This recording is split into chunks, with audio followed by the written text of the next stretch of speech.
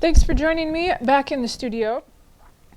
That's from the outdoor session, and I have that blank page that I'm going to fill in with a couple of sketches from the bird species I saw out there. So I had junco and tree sparrow. Those are the two I'm going to focus on. I wanted to bring you guys back in the studio because you can't do everything on site. At least I can't. I need a reference so that I can get the details of the birds just right. I have enough information in my notes though, so I know which species I want to key in on. And I have space on that page so I can keep that entry all together. So no additional equipment really today. I'm going to be using my colored pencils. I've got a bundle of these from high school, which was a long time ago. And I will be using a water brush a little bit just to test drive if I like that. And I'll be trying out, let's see, a couple of watercolor pencils. I will flip the camera around so you guys can follow along with on how I create my sketches.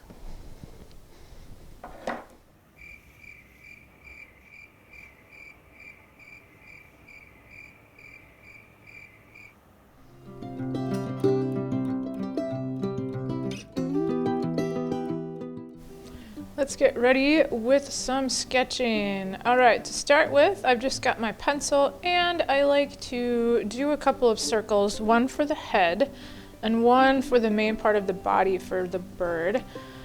This one, my sketch is gonna face towards the right, and I think I'll leave the bottom of the page for another sketch facing back towards the left.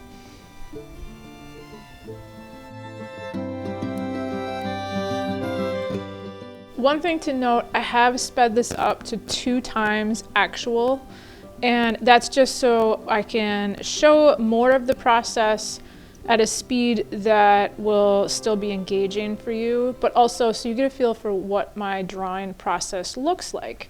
Once I get those circles in, I start kind of carving out the edges or the contour of the bird. I also put in a line that's the midline of the beak, and in songbirds that extends back underneath the eye, so that helps me determine the angle of the beak and where the eye will be located.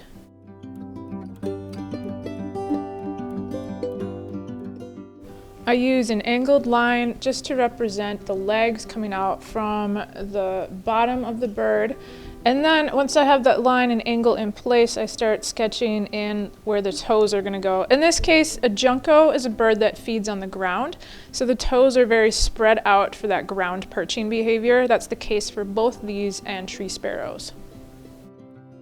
I'm changing the angle of the bird's legs because I don't like it. I had them too far forward, and that makes the bird look like he's gonna tip over, like his butt's hanging out the back. So I erased it, and I'm moving the legs to a location farther back on the body, and this should help the bird look better balanced.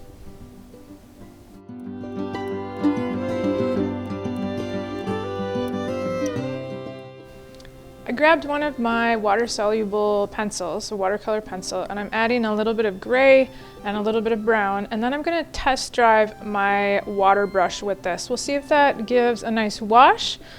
I usually have this out in my watercolor kit when I'm doing nature journaling. In winter though, I end up doing this back in the studio because the brush freezes up.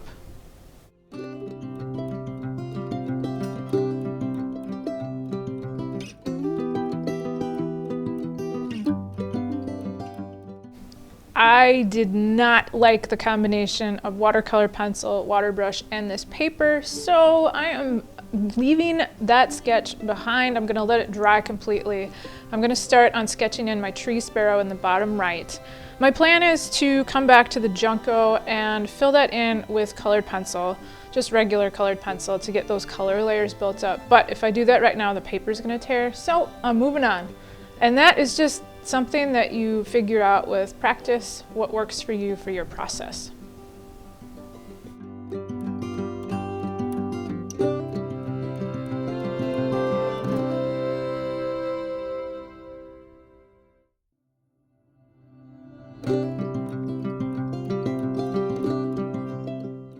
I have my tree sparrow sketched in and I like how that looks, so I'm grabbing my colored pencils and I'm going to begin adding layers of color. With colored pencil, it's important that you start off with a light layer and then you can add another color. It's kind of like glazing and painting where you just add light layers of color on top of each other so you can get mixes, or you can just build up the opaqueness of that color. In this case, I'm just trying to add some of the most distinct features on this bird. So for me, that is the rusty cap, and there's also a black spot on the chest. That is one of the ways I can tell an American tree sparrow from lots of other types of ground feeding birds.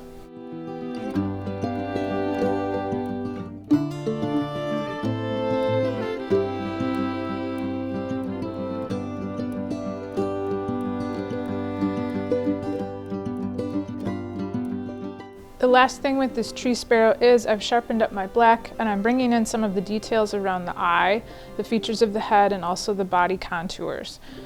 Before I call this little sketch finished, I'm going to label it with the species name and also the MOU abbreviation, and that's just something that we use in bird banding. Writing those codes into my nature journal helps me remember it for when I'm helping out with bird banding programs.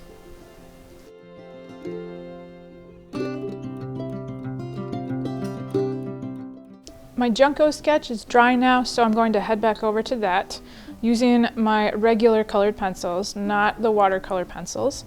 And I'm going to start filling in the color and developing some of the features of this bird. For Juncos, they have a slate colored back. It's almost blue-gray colored in some. They have a little bit of buff or tawny coloration on their sides, and the belly is usually white or kind of an off-white.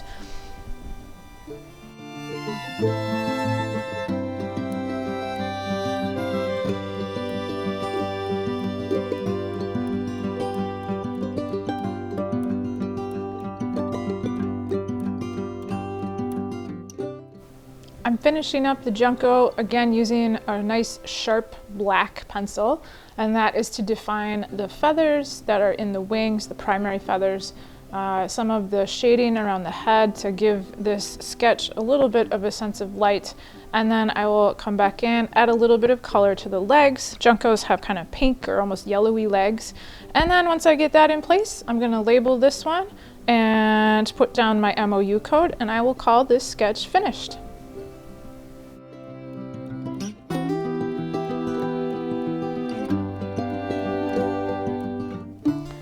Here are my sketches that I'm calling finished, good enough for in my sketchbook. I have some good notes, and I was able to get decent images for both of these.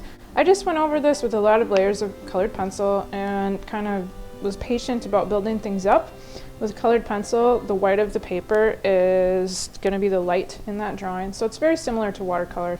The tree sparrow was just layers of colored pencil. So each of these have field marks, and this is how I would identify them out in the field. The tree sparrow's got that little rusty cap and then a bright dark spot on its chest. I'm happy with these sketches as an entry into my nature journal.